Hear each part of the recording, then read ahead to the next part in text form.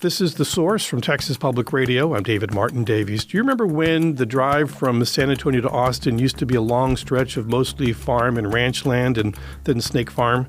Make that trip today, and then the 80-mile drive is almost entirely developed.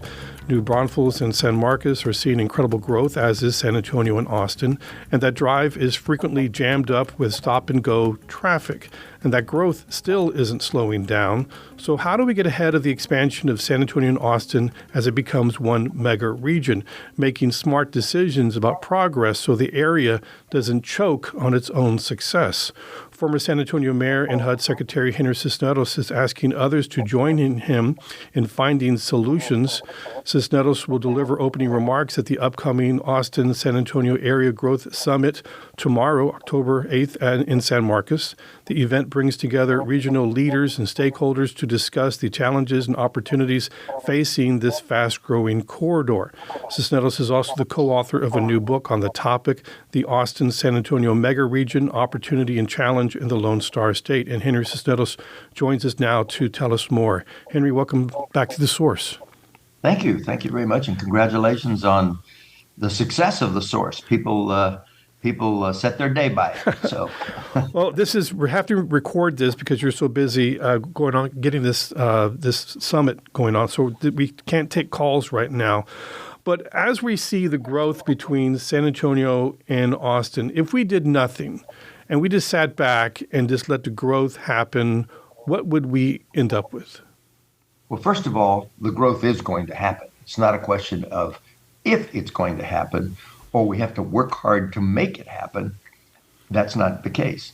It is going to happen. There are just no barriers to the attractiveness of this region, whether it's the fact that we don't have oceans blocking us or mountains blocking us.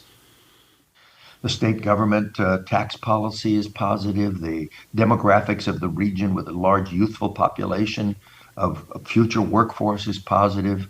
The legendary sort of Texas can-do dynamic is working for us. We have the great universities, multiple, University of Texas in Austin, Texas State in San Marcos, UTSA and A&M San Antonio in San Antonio. It's just a region set to go.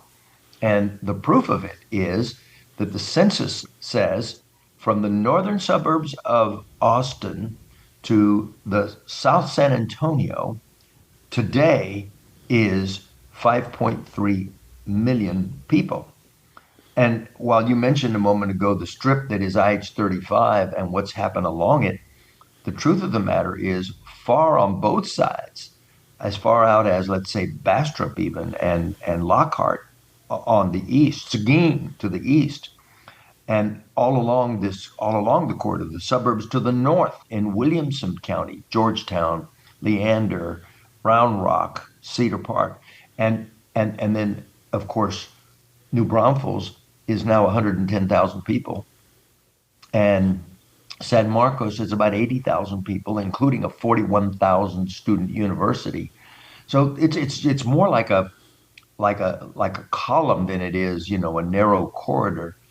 But if we don't plan for this inevitability of growth, then we're going to end up with a pretty congested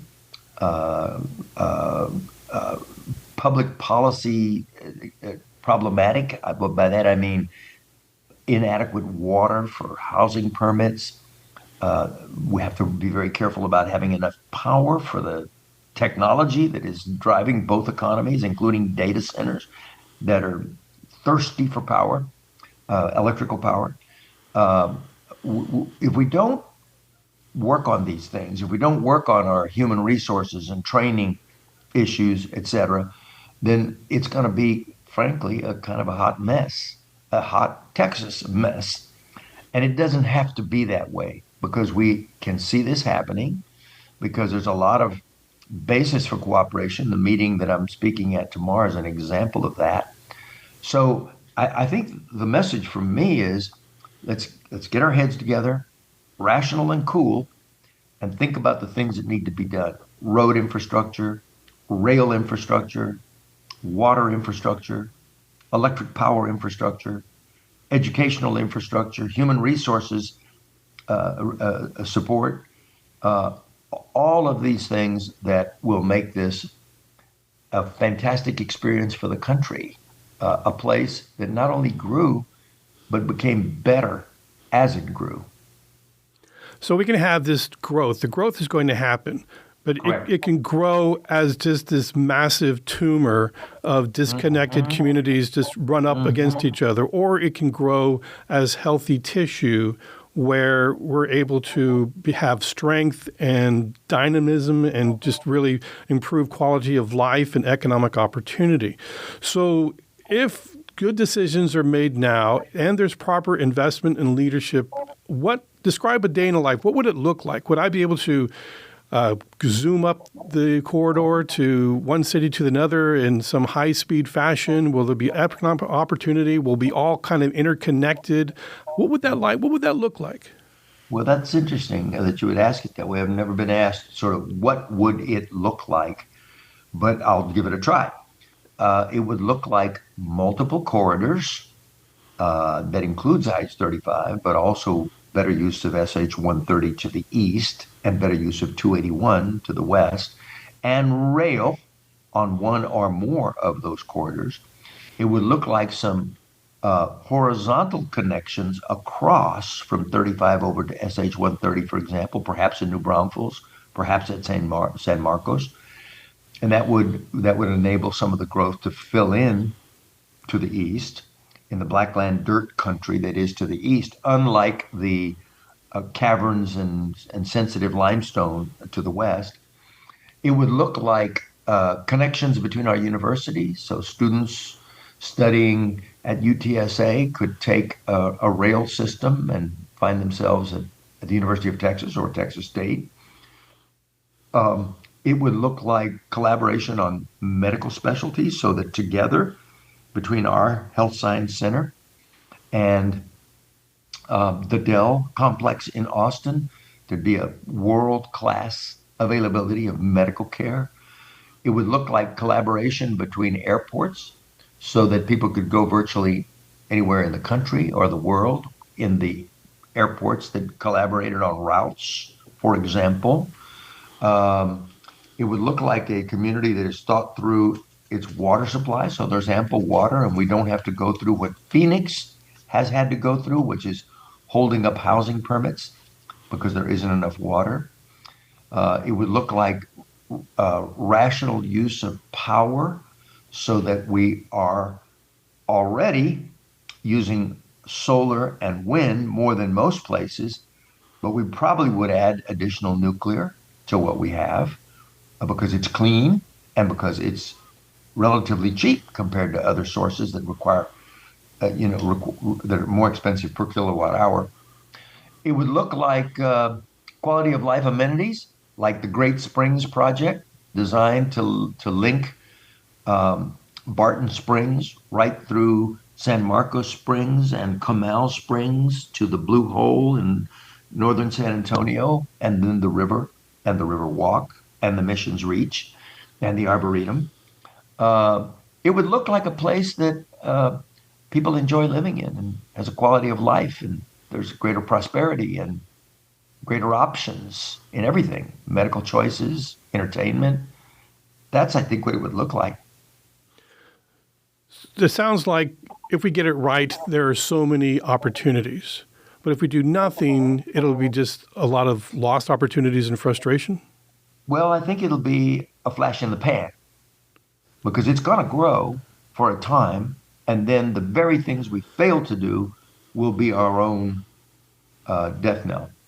And I cite examples from across the country and U.S. history. For example, the Northeast was once the heart of the Industrial Revolution and the creation of steel implements and factories and textiles in factories all up in New England, Boston, Lowell, Springfield, into Providence, etc. In fact, some people would say the reason the North won the Civil War because it was an industrial economy producing armaments, unlike the cotton economy of the South. But They made mistakes related to not adjusting to new economic trends and labor issues, and all of those industries went other places. And today, if you go to Lowell, Massachusetts, there's buildings along the rivers. The rivers used to power the energy for those buildings, and they're now converted into other kinds of spaces, make workspaces, creative workshops, etc. But the communities are suffering.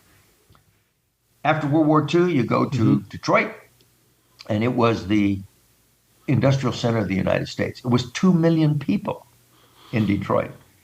After World War II, they'd finished building tanks and trucks for the war effort. They converted to cars. And at a time when the consumer economy was booming, you remember those Cadillacs with the great big fins? They all came out of Detroit. They missed the understanding of the American people wanting more fuel efficiency.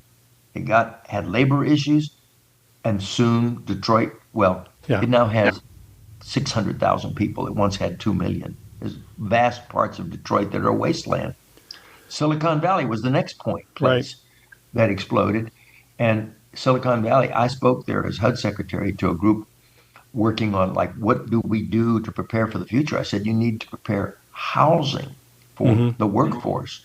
Today, people choose not to go to Silicon Valley because they can't afford the housing. Or if they do, they have to drive literally 50 miles. Right. So you're describing this growth as opportunity, but also it could be an existential threat to the communities that we know today. We're going to I got to take a break here. We're going to continue our conversation with Henry Cisneros about the mega region Austin, San Antonio right after this. This is The Source on Texas Public Radio. Stay with us. Support for The Source podcast comes from UT Health San Antonio, South Texas' largest academic research institution, where what is discovered in its labs translates into life-changing patient care. More at uthealthsa.org. You're listening to The Source on Texas Public Radio. I'm David Martin Davies. With me on the line is Henry Cisneros. He's the co-author of a new book, The Austin, San Antonio Mega Region, Opportunity and Challenge in the Lone Star State. He is organizing a summit of stakeholders and regional leaders getting together tomorrow to talk about the opportunities and challenge for this region as we see all of this growth. How do we get ahead of it? How do we create opportunities, quality of life, instead of just choking on the success of all this growth? Henry Cisneros, the leadership question, because we have so many communities, each one has their own mayor, their own county government, their own economic development agencies. They see themselves, I think, as competitors. How do we change that mindset into thinking about them as partners? Well, first of all, the point I was making by going through these different parts of the United States that have once had their moment in the sun and then sort of watched it set, is that we can avoid that. We are going to have that moment. In fact, it may be very near that literally Austin, San Antonio is thought of as the most dynamic place in the United States. We're very close to that. The point is to use it wisely and not make the kinds of mistakes of lack of preparation that other places have made. Be aware of the changes in the economy and the needs that we have, and do something that is maybe the first time ever, which is that golden moment is extended for a long time, and many people benefit from it. And we create ladders of mobility for people who are at the bottom of the ladder today, and we create great wealth for people who succeed in the economy of the region. So I think all of that is before us. Now, as to the leadership question, it is true that we have a lot of different communities, a lot of different even counties in the mix, but it is also true that people are beginning to talk about working together. This summit tomorrow is an example of leaders coming together to talk about where we are. The rail project has been both evidence of failure to collaborate, but also today, Judge Andy Brown in Travis County, Austin, and Judge Sakai, Bexar County, San Antonio, are talking together, bringing people together to talk about really trying to seriously get a handle on rail between our two cities. You have other issues where people are collaborating. Seguin, for example, long left out of economic development, now is a manufacturing hub. The Japanese are there on large scale. Holt has facilities there. They're collaborating in our economic development. That's why it's called Greater SATX, because it's no longer just San Antonio fighting for San Antonio, funded by San Antonio. It's the region working together. Similarly, our workforce. Our community college is now putting colleges in Kerrville and talking about one to the northwest and along the 35 corridor. So I think there's a lot of latent collaboration. What we may lack is some sort of overarching governance structure, and maybe that's the kind of thing that needs to come out of a meeting like tomorrow. We're going to need state leadership. Is there like a legislative caucus of all the lawmakers from this region working together on a plan? There is a lot of collaboration across the aisle, Democrats and Republicans. For example, on road construction. Luckily, we of San Antonio had Bruce Bugg as chair of TxDOT for about more than 10 years, and he did a great job of. If you go up 35 now, you see the beginnings of the double decking of 35, which basically doubles its capacity. And TxDOT is even talking about ways of doing mass transit possibilities along that route. You see collaboration among our legislators on matters of water. It was a great state and local collaboration that established Vista Ridge, the water source that we're bringing in from Burleson County up near Caldwell, 150 miles down into San Antonio, and increase our water supply by 25%. So there's a lot of instances of collaboration. We need to do more. And I think the idea of an Austin-San Antonio caucus, a regional, mega region caucus, is a very good idea. What about the identity? How do we form that I am from this mega region, I can still say I'm from San Antonio, but I'm from the west side or different, I'm from this part of town. You can still have, micro identity to your location, but then trying to incorporate everyone that we're from this region and that we are all in this together. Well, I think when people recognize the mutual benefit that comes from being from the region, they'll refer to it more. I'm impressed, for example. On my television set at home, our cable company is Spectrum. Spectrum has a facility in Austin, and when I turn on the Spectrum Channel 1 at home, I get Austin news and San Antonio news intertwined, and news from around the region. Very interesting. I've not investigated just how exactly they do it.